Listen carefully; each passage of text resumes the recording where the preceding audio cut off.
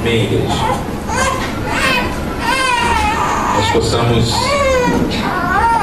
entender que o propósito de ser igreja é para que sejamos um em pensamento, um em coração, um em intenção de coração, para que nós cheguemos a algum lugar. Abra sua Bíblia em Josué, Antigo Testamento, livro de Josué, sucessor de Moisés. Muitos conheceram esses livros, essas passagens aí através de umas novelas que tem por aí, né? Eu não assisto, né, essas novelas, mas ouvi falar de que tem bastante cenas, né, que são impactantes, né, nessa novela. Mas a palavra de Deus nos fala que Josué, ele não se apartava da tenda de Moisés, da tenda do Senhor, do povo, onde Deus manifestava a sua glória. E Moisés servia ao Senhor, e ele entrava na tenda e saía da tenda, e Josué permanecia na porta da tenda, aprendendo, tendo a condição de se encher mais de Deus. Mas ali no livro de Josué, capítulo 3, nos conta mais uma travessia pelo meio das águas, né? Que é do Rio Jordão. E essa travessia também teve que ser um milagre. Alguns usam alguns argumentos científicos que não deixaria de ser milagre se acontecesse aquilo, né? Porque aconteceu um terremoto e represar o rio bem na hora que o povo de Israel estava lá. Se não for um milagre, não sei o que isso seria, né? Mas ali no capítulo 3, do versículo 1 até o 5, nós vamos ler, e ele diz assim: Levantou-se, pois, Josué de madrugada, e tendo ele e todos os filhos de Israel partido de Sitim, vieram até o Jordão e pousaram ali antes que passasse. Sucedeu ao fim de 3 dias que os oficiais passaram pelo meio do arraial e ordenaram ao povo, dizendo: Quando vides a arca da aliança do Senhor vosso Deus, e que os levitas sacerdotes a levam, partireis vós também do vosso lugar e a seguireis. Contudo, haja uma distância de cerca de 2.000 côvados entre vós e ela. Não vos chegueis a ela, para que conheçais o caminho pelo qual haveis de ir, visto que por tal caminho nunca passastes antes. Disse Josué ao povo: Santificai-vos, porque amanhã o Senhor fará maravilhas no meio de vós. Amém? Vamos orar. Pai, em nome de Jesus, mais uma vez nós clamamos ao Teu nome, Pai.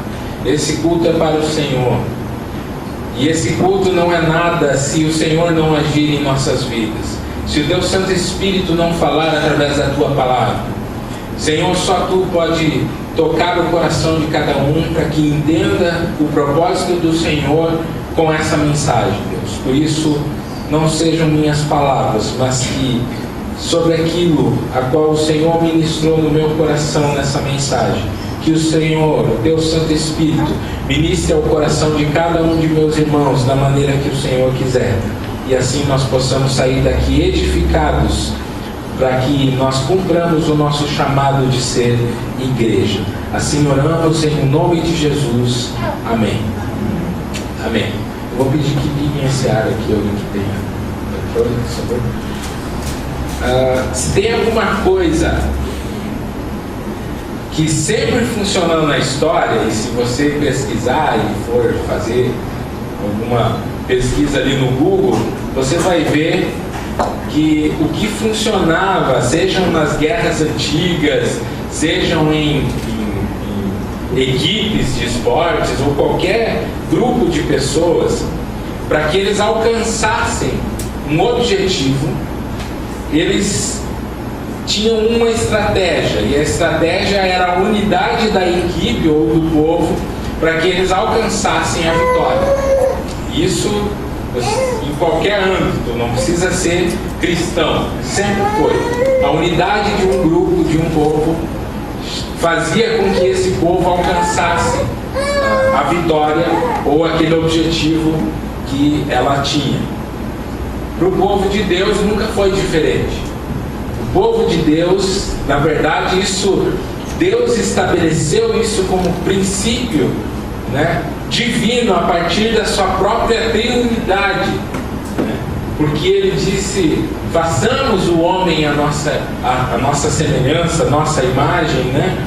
E ele, sendo Deus Pai, Deus Filho e Deus Espírito Santo, em unidade ele concordou na criação de tudo que existe, inclusive de nós homens. Ele vive em unidade, né? Deus vive em unidade. São muitos os exemplos bíblicos que nós temos e que podemos dar a respeito da unidade que nos conduz à vitória, né? Que nos conduz à batalha, que gera a vitória em nossas vidas. A unidade, por exemplo, da Torre de Babel.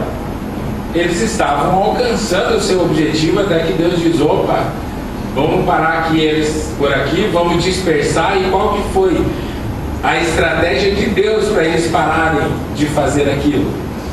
Causar divisão na língua deles, onde eles não pudessem se comunicar, ter unidade de pensamento. E aí o que acontece? Para-se a Torre de Babel e não se continua nada, não se alcança o objetivo. A unidade, por exemplo, de Arão e Hur em segurar as mãos de Moisés acima, porque quando Moisés segurava as mãos e o cajado acima da sua cabeça, dos seus ombros, o povo de Israel lá no vale que estava lutando vencia. Mas quando Moisés cansava os braços e baixava, o povo começava a perder. E aí a unidade daqueles homens de Deus, entre um auxiliar o outro, fazia com que eles vencessem a batalha, né? Ou ainda a unidade de um povo como Neemias, quando ele se propôs no coração de reconstruir os muros de Israel. Eles começaram a quê?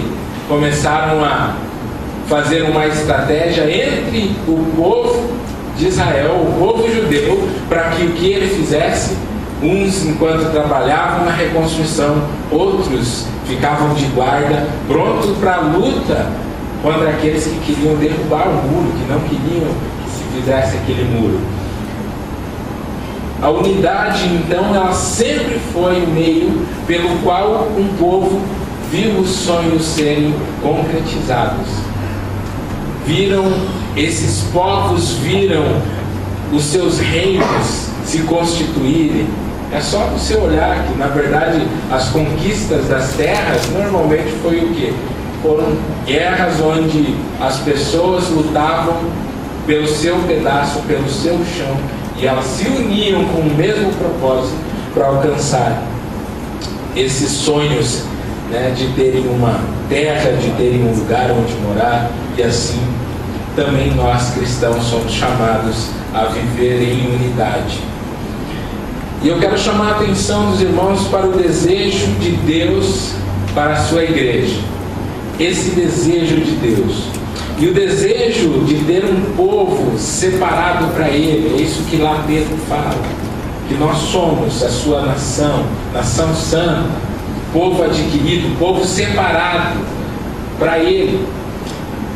E sendo esse povo separado, nós vivemos a partir dos princípios dele, e que esse povo que nós somos, nós entendamos que a consagração de uma igreja, essa consagração em unidade do Espírito, ela permite que o sobrenatural de Deus se torne naturalmente vivido no dia a dia do povo da igreja. Em outras palavras, eu quero dizer que a igreja que quer ver a glória de Deus se manifestando com poder, ela precisa andar em unidade e buscar a consagração ao Senhor nessa unidade. Uma igreja unida que anda em unidade com o propósito de se consagrar ao Senhor. Se o desejo de ver a glória de Deus não estiver no coração do povo de Deus, nós continuaremos a nos molhar em apenas respingos do que Deus pode derramar da sua graça sobre as nossas vidas. Apenas um chuvisco que temos recebido dos céus, pela misericórdia dele. E olha que esse chuvisco é muito bom.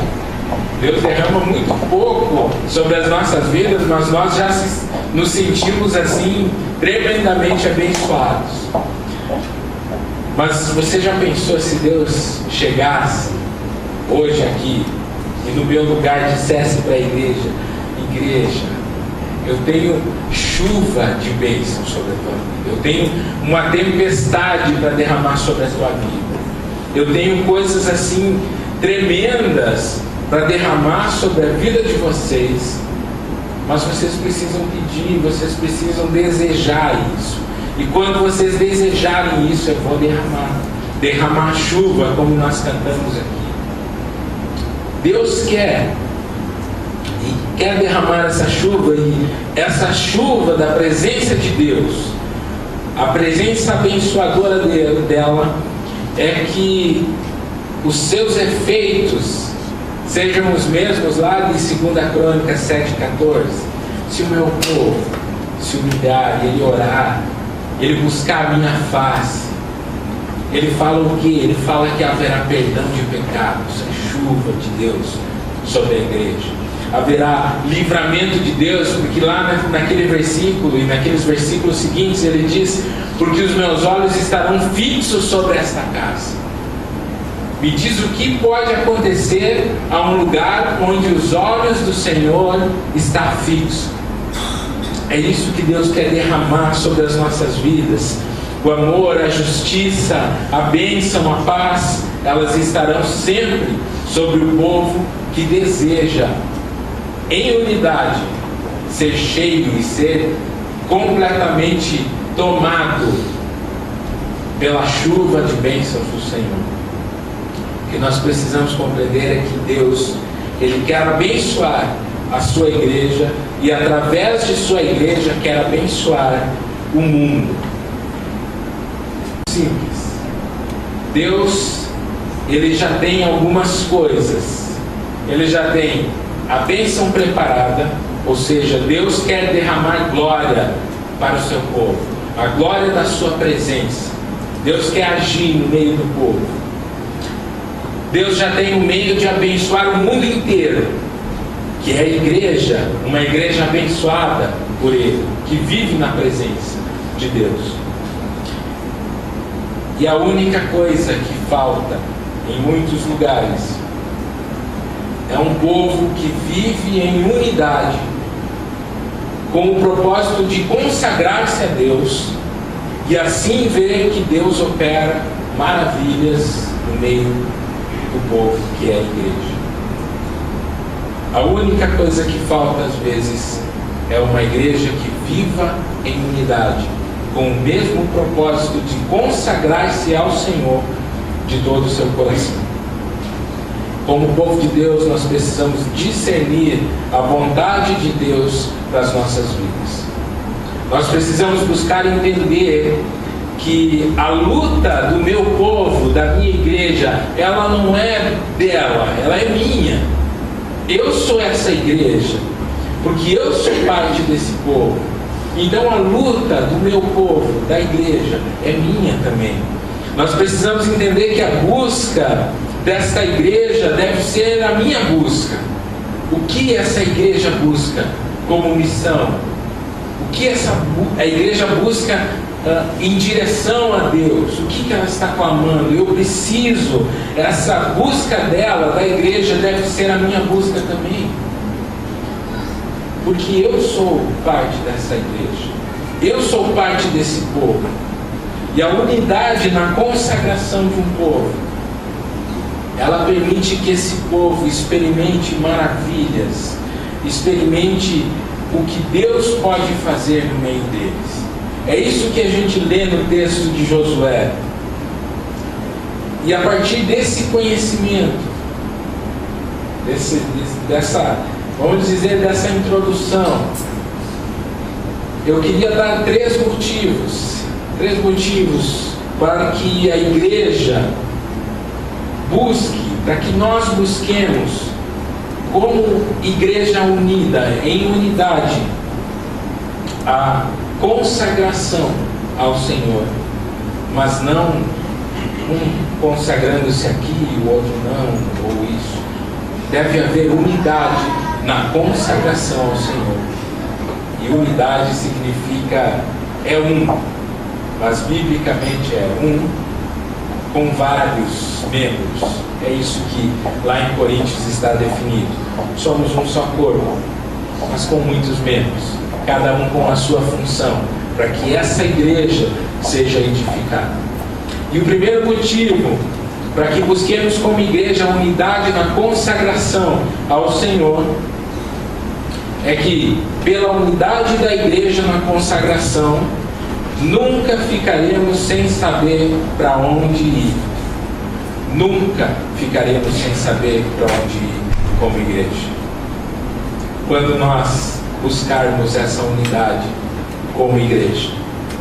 Quando Josué ele substituiu Moisés, depois da morte dele, ele tinha uma missão que eu chamaria de ápice da missão. Porque nesse ápice da missão, imagine que tudo que Abraão recebeu de promessa, o que ele fez, tudo que Isaac e Jacó fizeram e passaram, tudo que Moisés fez com o povo de Israel, foi lá perante o faraó, né? Fez milagres, fez coisas tremendas ali na frente, arrancou o povo de Israel do Egito, abriu o Mar Vermelho, fez tantas coisas. Moisés e o povo de Israel passaram tudo isso, e chegasse Josué e não entrasse na terra prometida. Não haveria motivo algum, não haveria sentido se Josué não entrasse na terra prometida para tudo aquilo que passaram os homens de Deus antes. Então, Josué ele recebe uma missão do Senhor, mas junto com essa missão, se você ler um pouquinho antes ali, você vai ver que Josué precisa receber ânimo, coragem. Deus vem para ele e diz: olha, tenha bom ânimo, tenha coragem, eu vou fazer você levar esse povo para a terra prometida. O final de tudo isso que aconteceu durante todos esses anos, você vai concretizar. Mas para isso, com essa missão, você vai ter que passar o Jordão. Você vai ter que atravessar o Rio Jordão, e era uma época de cheia. Não tinha como passar a nado ou sei lá o que. Havia muito povo. Era época de cheia. E no versículo 3, nós vemos uma coisa interessante. Porque o povo não conhecia o caminho que levaria para a terra prometida, para Canaã. E no versículo 13 ele diz assim: e ordenaram ao povo, dizendo: quando vides a arca da aliança do Senhor vosso Deus, e que os levitas sacerdotes a levam, partireis vós também do vosso lugar e a seguireis. Não são poucas vezes que nós perdemos o rumo na nossa caminhada cristã. Não são poucas vezes.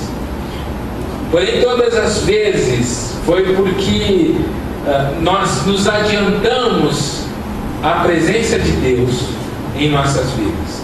Nós escolhemos procurar a vontade de Deus depois que já estávamos perdidos. E assim é que nós nos perdemos no caminho, e aí temos que parar e clamar ao Senhor e dizer: Senhor, me ajuda a atravessar esse rio, me ajuda, porque eu estou perdido. A gente não sabe aonde está e nem para onde vai, porque nós nos atravessamos à frente da presença de Deus na nossa vida. No versículo 4, há uma coisa diferente que a gente lê e a gente não entende o porquê.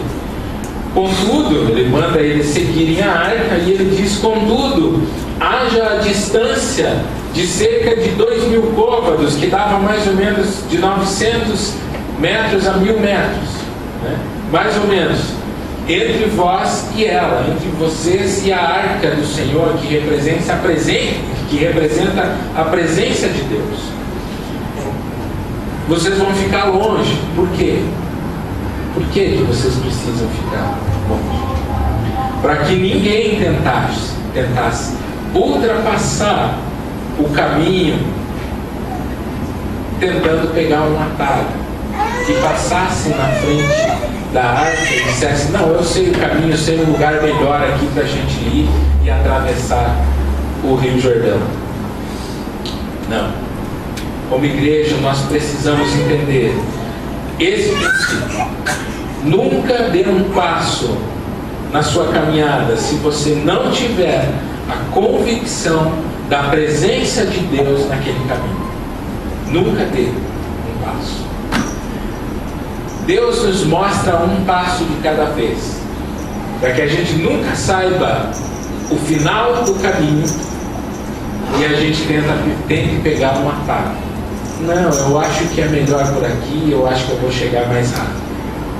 Alguém já viu o filme ou leu o livro O Peregrino? Alguns eu sei que leram. Veja, é um filme bem antigo, mas você vai ver que no momento da caminhada, o cristão, que é o personagem principal, ele está indo em direção ao céu, em direção à casa de Deus, e ele chega num lugar onde sugerem, se eu não me engano é isso, para ele um atalho, e ele resolve pegar esse atalho e se afunda numa lama, num pântano, onde ele não consegue sair, mas ele recebe auxílio de uma pessoa, se não me engano, que era auxílio, sei lá, não lembro muito bem, faz tempo que eu vi. Mas enfim, às vezes na caminhada tentamos ultrapassar a presença de Deus e acabamos nos perdendo. Damos um passo sem saber se era da vontade de Deus ou não dar esse passo. Isso, como igreja, nós não podemos fazer, porque com certeza nos levará para longe da presença de Deus. Não enxergaremos mais a presença de Deus, a arca da aliança, que vai nos levar para a terra prometida. Um cristão verdadeiro, ele sempre sabe o caminho que ele deve ir, se ele continuamente olha para a presença de Deus, olha para aquele lugar onde Deus fala com ele, e ele escuta a voz de Deus e pode seguir o caminho com tranquilidade. Se nós escutarmos a voz de Deus, mesmo que seja escuro o caminho, a gente vai com confiança, porque Deus disse: pode ir, e aí a gente vai. Uma igreja que tem uma disposição de buscar a presença de Deus sempre vai achar o caminho da terra prometida, a Canaã que nós temos como igreja. Então, irmãos, nós precisamos compreender algumas coisas. Esse texto que eu usei foi apenas para que a gente entenda que Josué, ele andava na presença de Deus. Ele não agia por impulso, ele não agia por emoção. Ele ouviu Deus falar: seja forte e corajoso. Eu vou fazer você ir com esse povo, levar esse povo para a terra prometida, mas eu já vou te deixar um desafio bem pequeno, que é apenas passar pelo meio do Rio Jordão na época de cheia, e você tem que passar confiando de que eu vou abrir aquilo dali e vocês vão passar em seco. Isso é tão tremendo, porque quando uma igreja se consagra em unidade e ela entende o seu propósito de se consagrar em unidade, ela saberá o que fazer quando a perseguição vir. Essa igreja saberá o que fazer. Ela não vai ficar correndo que nem barata tonta. Ela vai saber o que fazer. Ela vai saber o que dizer quando pedirem a razão da sua fé. Quando perguntarem por que você segue esse Deus. Por que você segue esse Deus? Ela saberá achar o caminho quando as crises se abaterem sobre ela. A igreja vai saber se ela se consagra em unidade. A igreja que se consagra em unidade é a igreja que sabe que Jesus Cristo é o melhor guia para levar ela para os pastos verdejantes, para as águas tranquilas. Uma igreja consagrada consegue discernir isso. Ela não age por conta própria. E isso nós precisamos compreender como um primeiro motivo por que nós podemos e devemos ser igreja em unidade, buscando a consagração no Senhor. Segundo motivo, a igreja que se consagra verá Deus agindo no meio dela. Versículo 5 de Josué diz assim: e disse Josué ao povo: santificai-vos, porque amanhã o Senhor fará maravilhas no meio de vós. Que palavra tremenda, que palavra abençoadora para a igreja.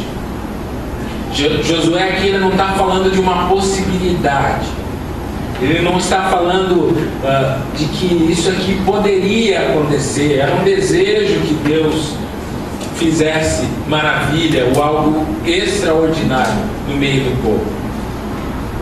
Era certo que Deus faria maravilhas no meio do povo no outro dia, e por isso o povo deveria se santificar, porque Deus iria se achegar ao seu povo e eles deveriam estar preparados para ver a glória de Deus.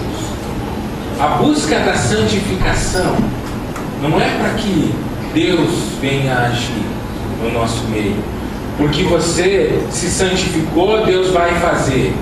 Não, Deus quer fazer, e Ele tem preparado maravilhas para derramar sobre o seu povo, mas o povo dele não está preparado. O povo não está preparado. Nós nos santificamos porque queremos nos preparar para receber a glória de Deus no nosso meio. Precisamos compreender isso. Consagrar-se ao Senhor demonstra que você está esperando a presença de Deus agir em você e através de você. Por isso que eu me santifico, que eu me consagro ao Senhor, para que Ele haja através de mim, para que o mover de Deus esteja na minha vida, abençoando outras pessoas. Uma igreja que se separa para Deus, ela está dizendo: Deus, eu quero ver a Tua presença. Eu quero mais do que tudo. Eu quero que você enche esse lugar. Esse é o meu desejo, e por isso que eu estou me consagrando, porque eu quero estar preparado quando a Tua glória vir e desfrutar o melhor da Tua presença. Eu quero, Senhor, ver o Teu agir no meio da nossa igreja. Eu quero. E não são um e nem dois casos na palavra de Deus onde um povo que se consagrou em unidade, ele viu o agir poderoso do Senhor. E eu sei que na sua memória vai vir ainda muitos outros textos e outras situações, mas eu me lembro de Salomão ao consagrar o templo do Senhor. Foi tanta a glória de Deus no meio daquele povo. Quando ele ora e ele termina de orar, a glória do Senhor encheu o templo. E os sacerdotes não puderam nem ficar lá. Eles não conseguiam ficar de pé. Eles tiveram que sair daquele meio, porque fogo desceu do céu, consumiu o holocausto que havia sido preparado em adoração a Deus, e a presença, a glória de Deus encheu aquele lugar. porque havia um coração único naquele povo, dizendo: eu estou consagrando juntamente a minha vida a Ti. Eu não quero mais viver com outros deuses. Os apóstolos, enquanto os apóstolos estavam, depois da subida de Jesus para o céu, estavam eles e as mulheres, Maria, reunidos no mesmo lugar, e a Bíblia diz que eles perseveravam unânimes em oração. 50 dias depois, eles continuavam e estavam na presença de Deus, estavam todos reunidos, e de repente veio um som, como de um vento impetuoso, e o Espírito Santo, o Consolador, foi enviado à terra. E ali no Pentecostes acontece o que nós bem sabemos: todos ficaram cheios do Espírito Santo. O Evangelho se espalhou a partir dali de uma forma sobrenatural. Estavam unidos, perseverando, unânimes em oração. A igreja crescia, e depois que ela cresceu, ela continuava unida. Lá em Atos 4, se eu não me engano, dizia que ela era uma só alma e o coração daquela igreja. Permaneciam unidos, e o poder era visto pela sociedade. Os apóstolos operavam milagres, os apóstolos pregavam o Evangelho, vidas eram salvas. E aí eles estavam com um coração e uma só alma. E aqueles que queriam enganar o Espírito Santo, e que não eram um coração e uma só alma, Ananias e Safira, receberam o julgamento de Deus por não quererem ser uma só alma e um só coração, e mentir ao Espírito Santo. A igreja missionária continuava de Antioquia, Atos 13. E enquanto eles serviam em jejum e oração, o Espírito Santo falou à igreja. Ele disse: separem para mim Paulo e Barnabé, porque eu quero espalhar o Evangelho ao mundo através desses homens. São incontáveis as manifestações de Deus no meio daqueles que decidiram em unidade buscar a consagração ao Senhor. Não há como sermos grandemente abençoados por Deus como igreja se não haver unidade, ou houver a unidade entre o povo de Deus. Irmãos, Deus quer agir no meio da nossa igreja, amém? Deus deseja isso, Deus anseia por isso. E por que nós não desejamos ardentemente nos entregar a esse Deus? Para que Ele tenha a liberdade de transformar as nossas vidas. Isso devia ser um desejo do nosso coração todos os dias.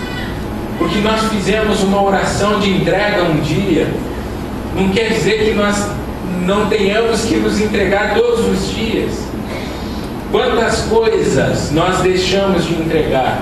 Quantas redes, como a Natália falou aqui no início, nós ainda temos segurado e dito: não, Deus, isso eu não vou entregar. Como igreja, nós precisamos entender isso. Nós precisamos desejar tanto a presença dEle, como igreja, ao ponto de nós falarmos como o salmista, lá no Salmo 84, ele diz assim: a minha alma chega a suspirar enfraquecida pela Tua presença, porque eu desejo estar na Tua presença.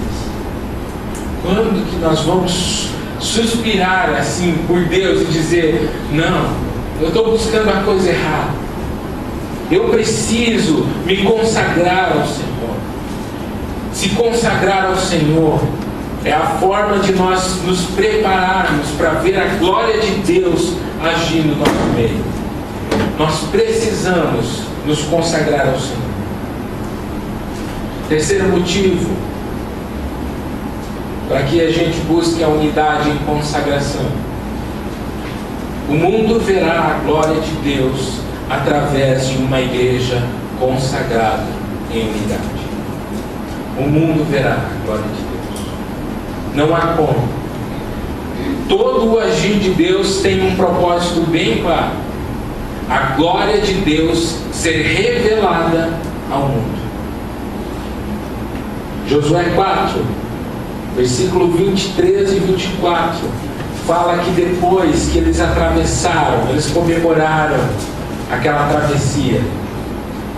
E nesses últimos versículos aqui, quando eles passaram, no capítulo 4, quando eles passam o Jordão, eles adoram a Deus, e ele diz assim no 23: porque o Senhor vosso Deus fez secar as águas do Jordão diante de vós, até que passasseis, como o Senhor vosso Deus fez ao mar vermelho, ao qual secou perante nós, até que passemos.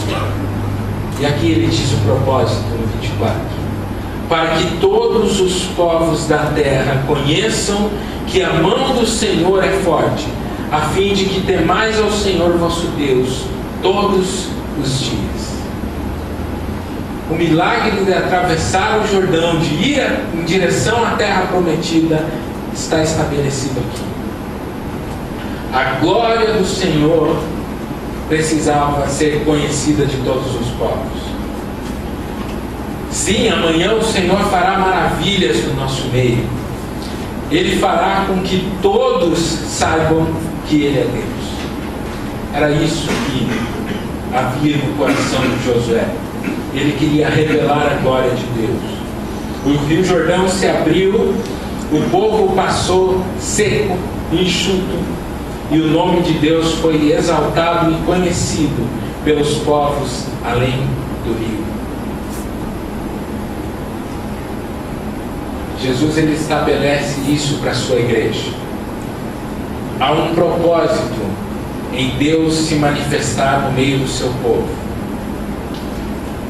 E esse propósito, ele deixa muito claro que através da unidade da igreja, o mundo ia conhecer a verdade.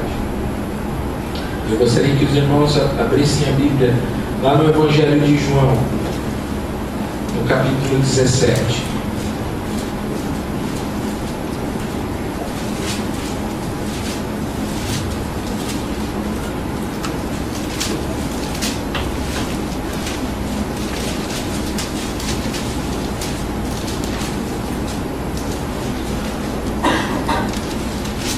João capítulo 17.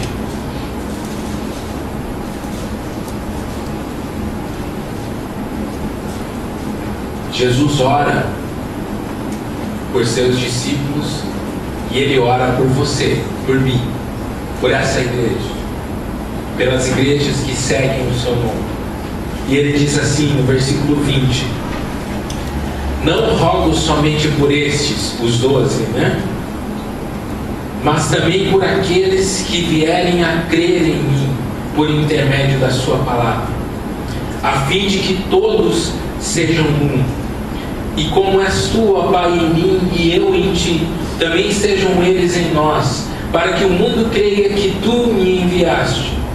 Eu lhes tenho transmitido a glória que me tens dado, para que sejam um como nós o somos, eu neles e tu em mim, a fim de que sejam aperfeiçoados na unidade, para que o mundo conheça que tu me enviaste e os amaste como também amaste a mim.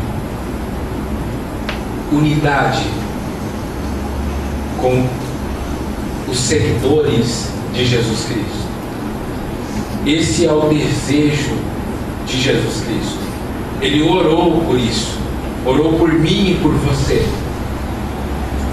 E o interessante é que Jesus deixa claro aqui que Ele rogava por nós, que iríamos crer em seu nome, para que nós fôssemos um, para que nós andássemos em unidade, porque isso faria o mundo crer que Ele foi enviado à terra de verdade. Ele orou por nós.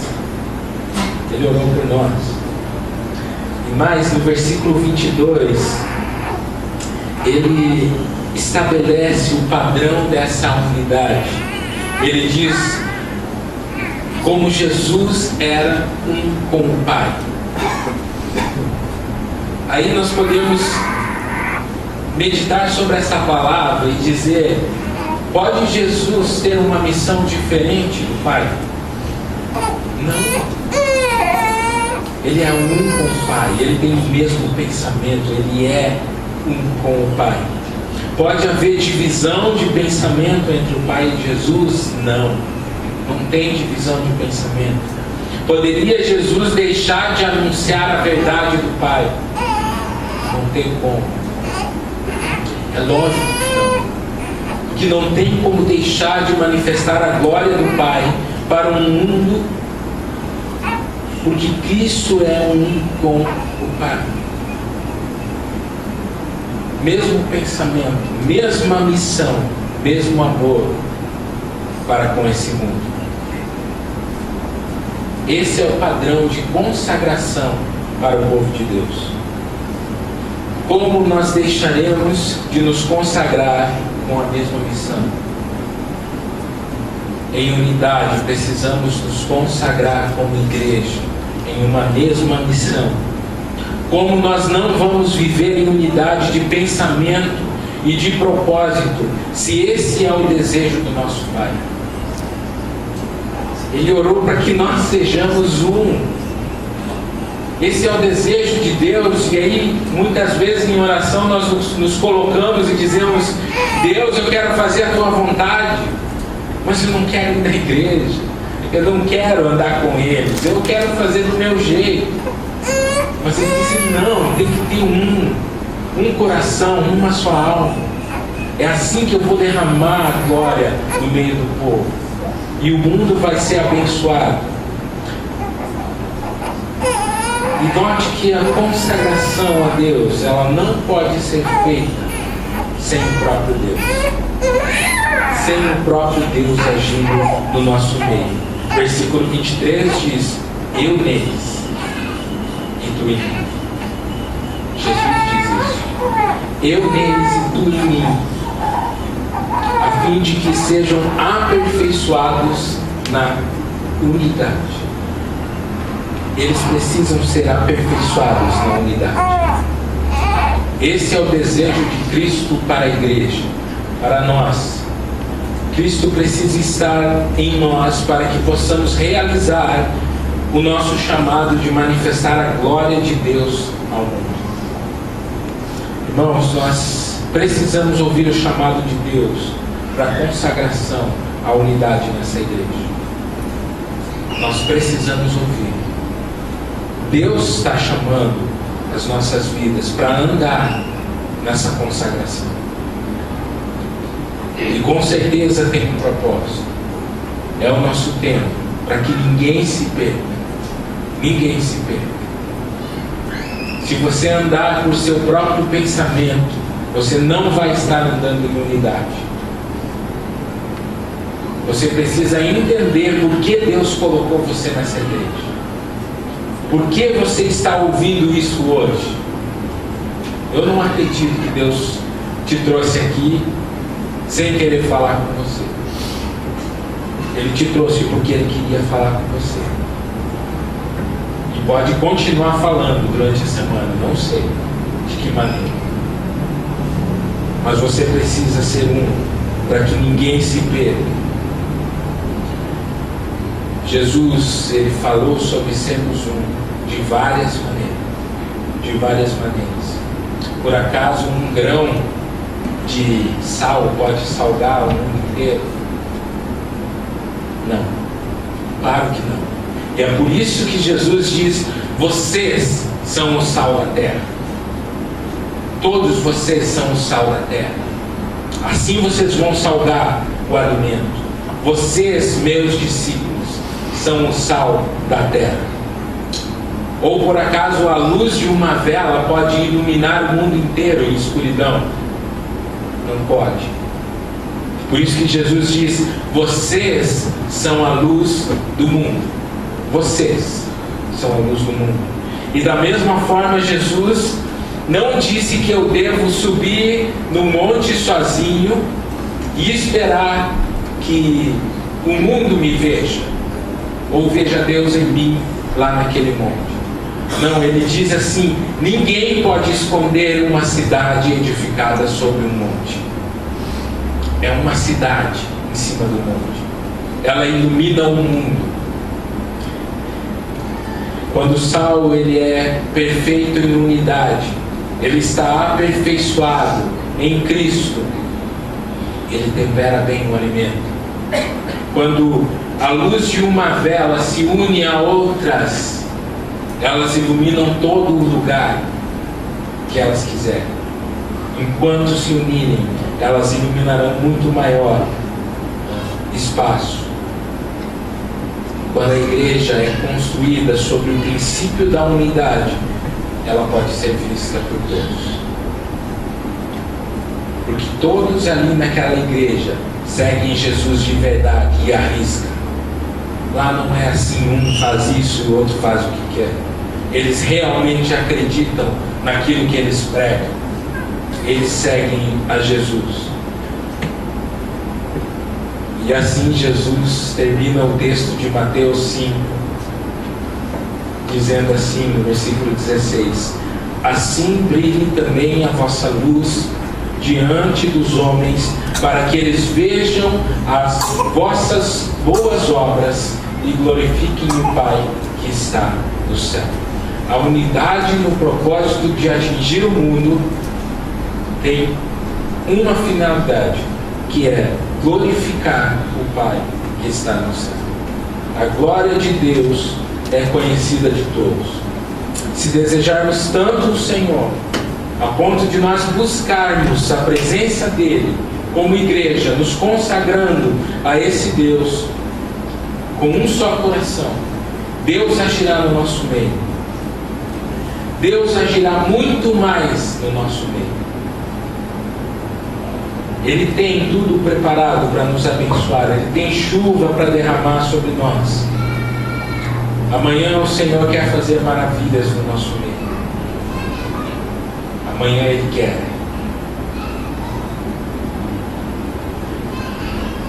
E agora Josué diz a vocês: santifiquem-se, consagrem-se ao Senhor. Eu quero que vocês estejam preparados para estar na presença de Deus. Vocês precisam dessa presença, e essa presença vai encher tanto o coração de vocês, que vocês vão alcançar o mundo. Para que ninguém se perca, a presença de Deus precisa estar manifestada na igreja do Senhor. O mundo verá a glória de Deus em um povo que se consagra em oração, em jejuns, perseverando na palavra, na evangelização, na pregação do Evangelho. É assim que nós vamos edificar uma cidade sobre um monte, e ela será vista por essa cidade, aqui em Juí. Se queremos ser uma cidade sobre um monte em Juí, nós precisamos nos consagrar ao Senhor. Nós precisamos nos derramar diante de Deus e dizer: eu quero. Eu sei que o Senhor vai agir no nosso meio como igreja. E agora eu quero me consagrar ao Senhor. Como igreja precisamos fazer. É assim que nós vamos ser luz em um mundo de trevas. Unidade que precisamos ter na igreja é uma unidade que nos leva à consagração. E a unidade na pregação da palavra, unidade no serviço do Senhor nesta igreja, unidade no discipulado, unidade na missão dessa igreja, nós precisamos ter. E eu concluo com uma pergunta: será que eu gostaria de ficar de fora do pedido feito por Jesus em oração a Deus? Que Ele seja um. Esse é o pedido de Jesus. Quem sabe o único direto da Bíblia para você, que Ele diz: eu oro por aqueles que vão ainda crer.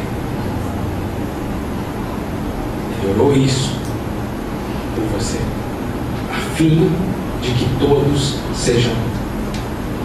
Como cantamos, temos que ser um, aperfeiçoados em unidade. O Senhor quer que sejamos um. Amém? Que nós possamos essa semana estar respondendo essa oração de Jesus. Está dizendo: eu quero me consagrar em unidade com essa igreja. Se coloque de pé. O Ministério de Louvor pode passar. Você está orando.